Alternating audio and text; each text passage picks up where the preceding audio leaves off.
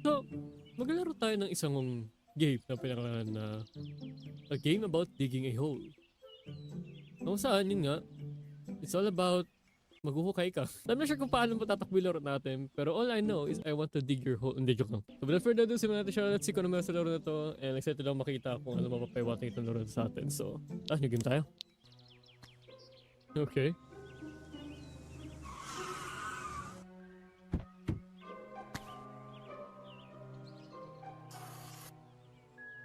Okay, anong nilaro nito?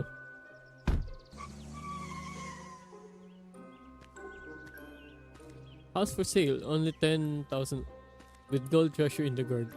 Gold treasure in the garden? You know, that's a marketing scheme, right?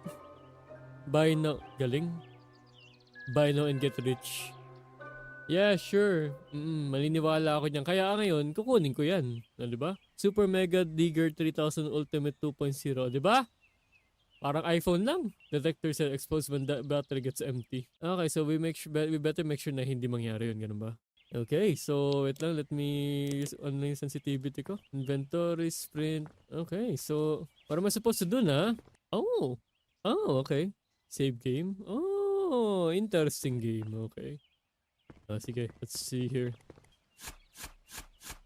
So, we're just gonna do this. Ayun, pag minako tayo mineral, yun yung mangyayari. So, we're just gonna do this lang talaga, as in. We should probably active, dito? I-active ka agad yung lalim ng pag-ano nito, pagdidig nito. Oh my god. It's gonna take forever pang kataon man. So, we got tatlong stone na. Inventory is full. Okay. Did I sell? $3! Why not? Not bad. There we go. Wait, so $1 kada puno ng isang bar ng battery. So we can use the shovel as much as we want hanggang hindi nauubos yung hanggang sa pinakababa lang kaya.